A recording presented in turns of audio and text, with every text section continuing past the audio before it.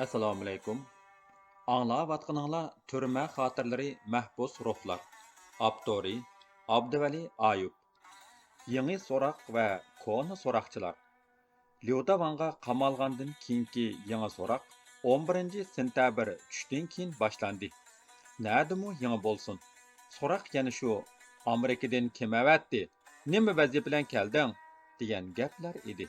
Burunqi so'roqchilardan kepan chiroy Anjin kun, og'zi bizab Muxtar Ahmad va Mo'ng'ul chiroy Sinchi Uyg'ur, yana qora banga Akbarmi bor bo'lib, yangidan Nurmamat degan biri qo'shilibdi. Ammo yumshoq gap qiladigan Kavkaz chiroy Uyg'ur yigit va yana bir yosh saqchi bu navbat so'roqchilar sepidan g'oyib bo'lgan edi. So'roqning siyliq boshlanishi meni Tangirta qamoqxonasida ko'p so'roq qilgan Akbarni eslatdi. U meni Tangirtag'da eng ko'p so'roq qilgan boshliqlarning biri edi. U hatto meni burun men ishlagan xizmat o'rnim Moliya iqtisod universitetiga berib surishta qilib kelgan ekan. U "Sen nimishqa bo'lim boshliqligidan istifa bergan? Nimishqa xizmatdan voz kechgan? Nimishqa partiya kirishni rad qilgan? Nimishqa o'stirilishga qo'shilmagan? Sen nimishqa o'quvchilarni faoliyatlarga to'la tashkillagan?" deb eng ko'p so'ragan edi. Uning maqsadi mening azaldan hukumatga qarshi, azaldan harakat tashkillashga xushtor, xatarlik odamligimni isbotlash edi. Bu so'roqlarga javob berib o'ltirib ichimda Navra akamga rahmat aytdim. U to'limu oldin ko'rar odam ekan-to'q. 2011-yili iyunda maktab echish, yasli qurish uchun oldirab yursam, Navra akam xizmat izlab qo'yishimni aytdi. Sababini so'rasam, sirliq kulib qo'yib, "Bir kuni sana qalqon bo'ladi" degan edi. Menmu hamon shundoq bir so'roqqa qoladigan kunni faraz qilib, hech ikkilanmay bir qancha universitetga xizmat iltimosi sundim. Bir universitet qabul qilib bo'lib yenib oldi. Bularni o'ylab Navra akamning aqliga ofirin aytdim. Tas qoldim. Davlatga tava hech bir o'rinda ishlamaganligimning sababini tushuntirolmagili. 26 avgust kechida Akbar so'roq qilayotgan edi. Telefonda qizining ishini paranglashdi. Gapning o'ramiga qaraganda qizi oliy maktab imtihonidan tuvan nomer olgan. Biror oliy maktabga yo'l mingib kirgizish uchun biriga yolvorayotgandek qiladi. Yeshi 60 ga taqab qolgan qizi uchun boshqa bir odamga yolvorayotgan bu odamga qarab ichim og'ridi.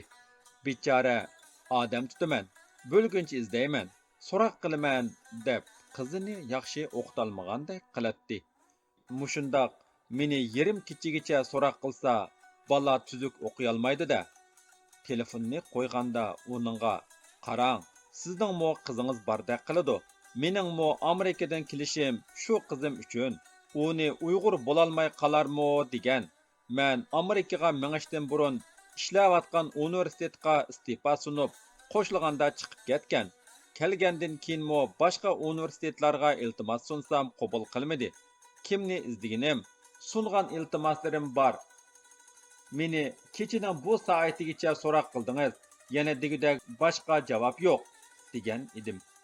Tangirtaq qamoqxonasidagi so'roq jarayonida Akbar doim avval gapimni ko'ngil qo'yib anglagandek o'ltirib ketadi.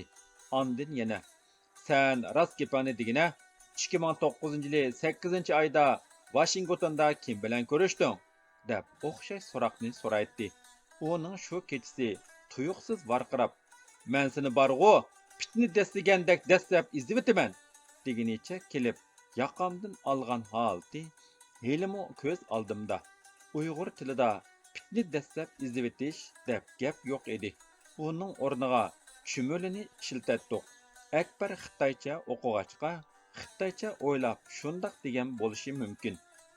Tangirtaq qamoqxonasida so'roq qilgan Mo'ng'ul chiroy bilan Kavkaz chiroy sentabrning 5-da mening kompyuterimga qachilangan kitob va maktabning ko'chma diskisiga qachilangan ovozliq hujjatlarning manbasini aniqlash uchun Qashqarga ketgan edi. Kavkaz chiroy so'roqchini esladim. Tangirtog'dagi so'roqxonada bir qitim yolg'iz qolganda u "Ayolim menga sizlarni Abduli apandini tutgandan keyin tonidim. Haqiqatan razil odamkansizlar deydi, degan edi. Liu Davandagi tunji kunlik so'roqda yangi qo'shilgan Nurmamat bilan burunqi so'roqchi Mo'ng'ul chiray so'roqni qo'yib Amerikaning gapiga tushib ketdi. Men bilan xuddi koni do'stlardek u yer bu yerdan parang silishdi. Nurmamat Mo'ng'ul chiray chiqib ketganda seni Amerikadan avatgan organ va kishining ismini deb bersang kipilga ilib chiqib olaman. Üstündeki siyasi qizil kiyimni bekor qilaman, deb ustidagi kameraga qarab qo'yib pichirladi. Sana ichim og'rib ketdi. Manga debla qutul. Bo'lmasa seni eng az 2 yildan 3 yilgacha kesadi, degan edi u. Xuddi kichik bolaga imizgu salgandek.